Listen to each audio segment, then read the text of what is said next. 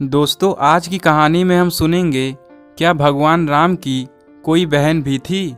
भगवान श्री राम से जुड़े हर किस्से से लोग परिचित हैं। रामायण के सारे चरित्रों के बारे में भी लगभग सभी लोग जानते हैं। सबको पता है कि भगवान राम के 3 भाई थे, लक्ष्मण, भरत और शत्रुघ्न।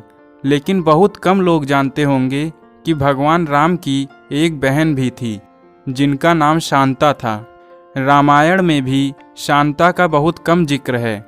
शांता इन चारों भाइयों की बड़ी बहन थी। शांता का जिक्र रामायण में भी है।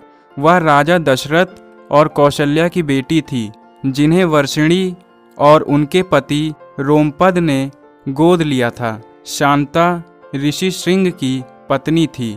शांता और ऋषि श्रृंग के वंशज सेंगर राजपूत हैं, जिन्हें एकमात्र ऋषि वंशी राजपूत कहा जाता है। शांता महाराजा दशरथ और कौशल्या की बेटी थी, जिन्हें अंग देश के राजा रोमपद और कौशल्या की बड़ी बहन वर्षिणी ने गोद लिया था। वर्षिणी की कोई संतान नहीं थी। एक बार वर्षिणी अपने पति के साथ अपनी बहन से मिलने अयोध्या आई थी। वर्षिणी ने मजाक में शांता को गोद लेने की इच्छा जताई। वर्षिणी की ये बात सुनकर राजा दशरथ ने उन्हें अपनी बेटी शांता को गोद देने का वचन दे दिया और इस तरह शांता अंग देश की राजकुमारी बन गई। शांता के बाद राजा दशरथ की कोई संतान नहीं थी। वो एक पुत्र चाहते थे जो उनके राजवंश को आगे बढ़ाए। उन्होंने ऋषि श्रृंग को पुत्र कामेष्टि यज्ञ करने के लिए बुलाया, जिसके परिणाम स्वरूप राम, भरत और जुड़वा लक्ष्मण और शत्रुघ्न का जन्म हुआ। शांता को वेद, कला और शिल्प का अनूठा ज्ञान था।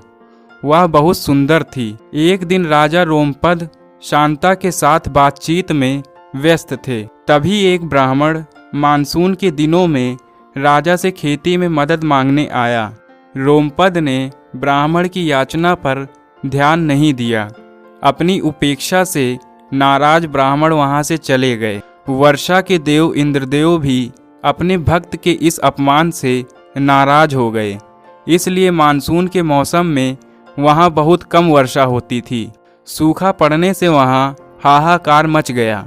इस समस्या की मुक्ति पाने के लिए रोमपद ऋषि श्रृंग के पास गए। रोमपद ऋषि श्रृंग से यज्ञ करने की विनती करते हैं। ऋषि श्रृंग के कहने के अनुसार यज्ञ किया जाता है, जिसके बाद अंग देश में वर्षा होती है और सूखे की समस्या खत्म हो जाती है।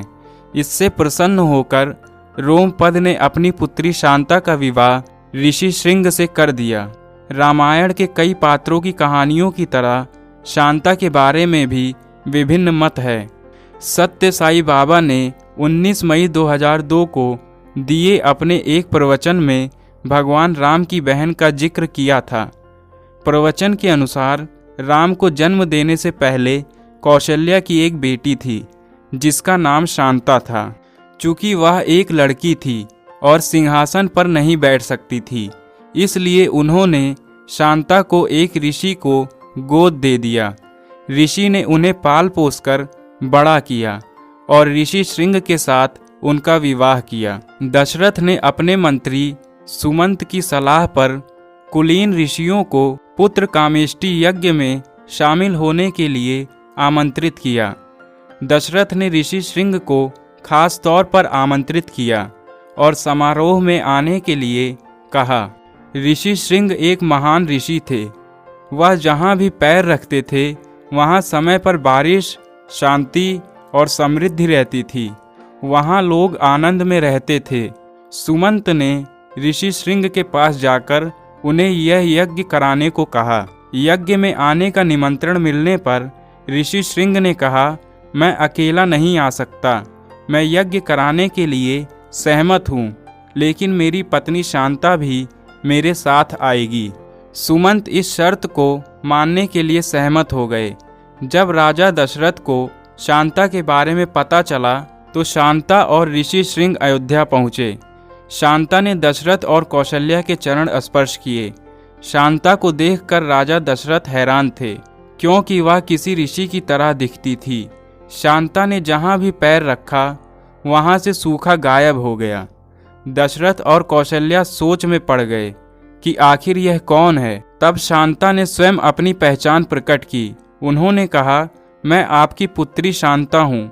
दशरथ और कौशल्या को यह जानकर बहुत खुशी हुई कि वह उनकी पुत्री शांता है, जिसे उन्होंने एक ऋषि को गोद दे दिया था। कहानी का एक और संस्करण है जो टीवी के एक धारावाहिक में दिखाया गया था। इसके अनुसार शांता को किसी को भी गोद नहीं दिया गया था। अयोध्या में एक बार भयंकर सूखा पड़ा था और ऋषि श्रृंग को यज्ञ करने के लिए बुलाया गया था। ऋषि श्रृंग द्वारा यज्ञ किए जाने पर जोरदार बारिश होती है और हर कोई खुशी से झूम उठता है। राजा दशरथ ऋषि श्रृंग को पुरस्कृत करने की इच्छा जताते हैं। ऋषि ने राजा दशरथ की बेटी शांता का हाथ मांगकर वहां सबको चौंका दिया। हालांकि राजा दशरथ अपनी राजकुमारी बेटी का हाथ एक ऋषि को देने के इच्छुक नहीं थे, लेकिन फिर भी वह इस बात के लिए मान गए। सालों बाद भी राजा दशरथ की कोई संतान नहीं होती है। वह पुत्र कामेष्टि यज्ञ करने के लिए फिर से ऋषि श्रृंग को आमंत्रित करते हैं। यज्ञ कराने के बाद ऋषि श्रृंग रानियों को प्रसाद खाने को देते हैं और इस तरह अयोध्या के राजकुमारों का जन्म होता है। तो दोस्तों, आपको ये अनकही कहानी जानकर कैसा लगा? अगर अच्छा लगा तो चैनल को सब्सक्राइब करें और बेल आइकन को प्रेस करें, जिससे हर आने वाली नई कहानी आप तक सबसे पहले पहुंचे। धन्यवाद।